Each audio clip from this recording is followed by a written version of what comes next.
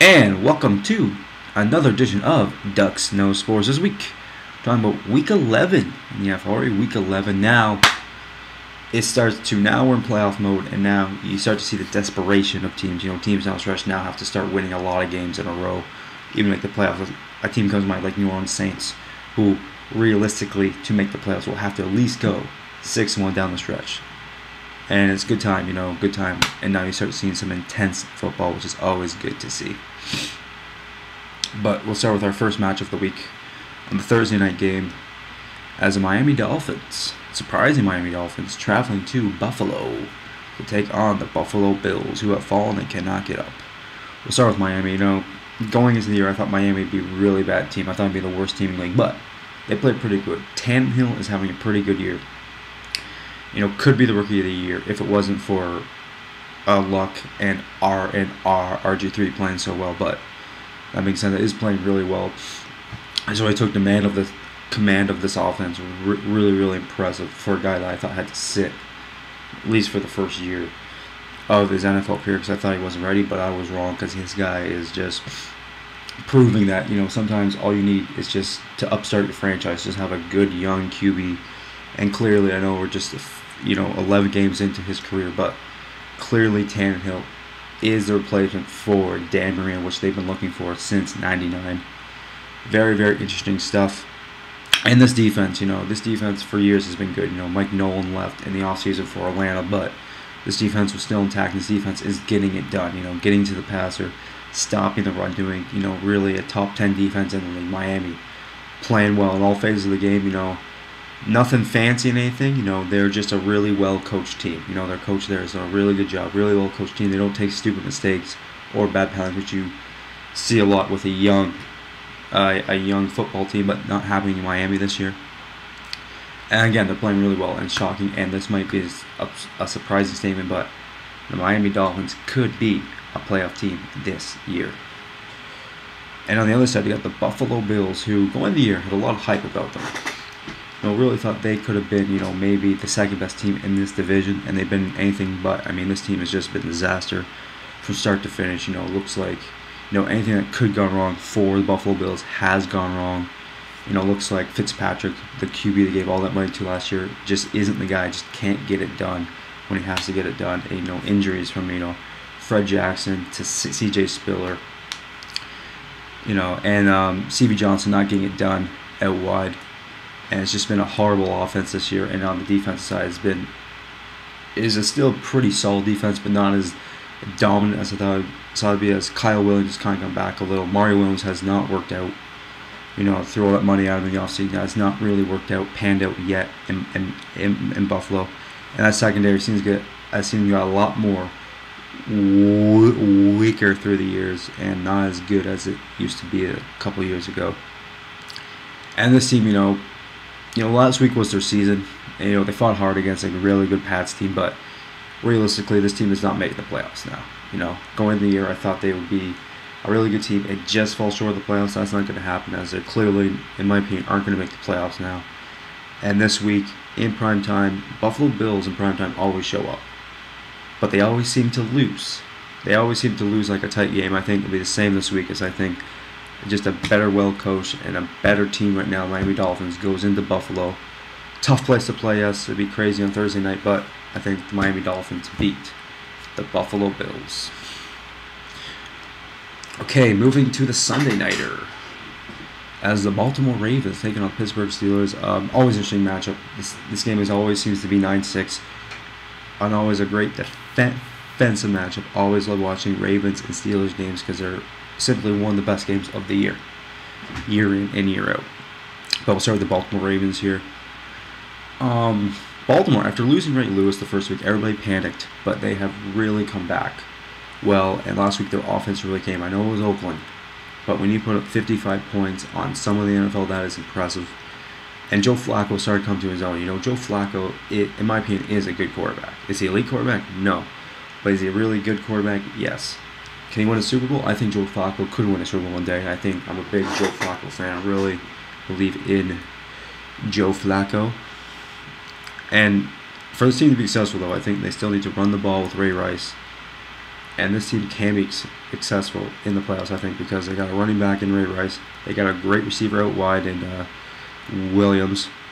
And I really, really like this team going forward. And this defense, yes, they lost their leader, but this defense has come together the last couple of weeks and really playing well. This whole team is starting to come together. Just remember, before Ray Lewis went down, people were talking Super Bowl around this team.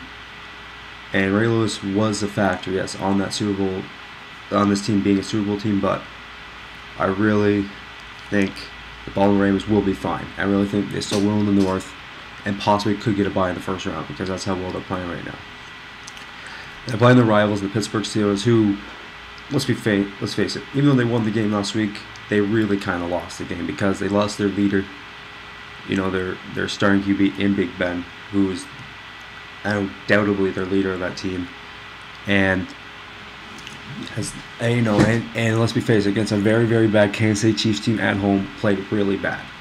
I mean, for a while there, I thought the Chiefs were going to win that game. All the momentum at the start, of course, came back like a good veteran savvy team does, but it just shows that the Pittsburgh Steelers are not what they used to be. They're just not the same old guaranteed 10-win a year team anymore. They're just not, and I think the Pittsburgh Steelers will be in trouble this week because they're playing a really hot Baltimore Ravens team, and I think they go into Pittsburgh and beat down the Pittsburgh Steelers. And our next matchup of the week, the Monday night should be a great defensive showdown as two of the best defenses in the league going at it. And the Chicago Bears traveling to Candlestick Park to take on the 49ers. Should be interesting. So Chicago. Last week, I'll admit it, there's just something off about the Chicago Bears this year. I don't know what it is. Are they a good team? Yes. Can they go to Super Bowl? They could. But it just seems their defense is always there. The defense shows up every week, and that's just they're stable. That's what's consistent about the Chicago Bears team. But this offense, some days it shows up, some days it doesn't show up.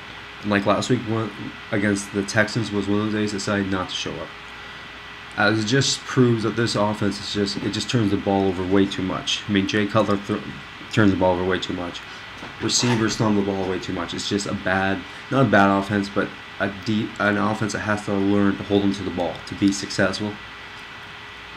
And because that's going to be the difference from the Chicago Bears going to the playoffs and going to the Super Bowl or not going to the Super Bowl. Because they're obviously going to the playoffs, but going to the Super Bowl or not going to the Super Bowl because they have a defense, probably their best defense since their 85 defense, not better than the 85 defense, just as good since the 85 defense. And Chicago Bears, in my opinion, are one of the best teams in the league, but they need to get going here a little bit. And it all applies on one man, that's Jay Cutler. If he cannot turn the ball over and just play great and find his buddy Marshall, then this team will be fine. But they're playing a team this week in San Francisco who, let's be honest, who was impressed by San Francisco the last couple of weeks as they seemed to be, started the year, they were hot and heavy, looked like they'd be the best team in the league, but they've fallen off, and I think it just, same as Chicago Bears, it depends on the quarterback. I just think Alex Smith is just not the guy. Kaepernick came in last week to fill in for Alex Smith after Alex Smith going down. And he played great. He led the team back, of course, tying at the St. Louis Rams, but really playing well. I really think the 49ers could get together late in the season because who wants to face the 49ers in the playoffs? I don't think anyone would want to face the 49ers in the playoffs as they got that kick-ass defense. And a team who's won the playoffs in the past, of course, going to the NFC Championship game last year, so a team that knows how to win. But again, just same with Chicago Bears, man. This falls on their quarterback. Can their quarterback get it done? And he has never shown us that he can get it done.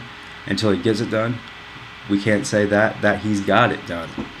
So we'll be interesting this week. But that all being said, I do like San Francisco to get it done this week, as I believe the 49ers are a good team and will continue to get better through the season.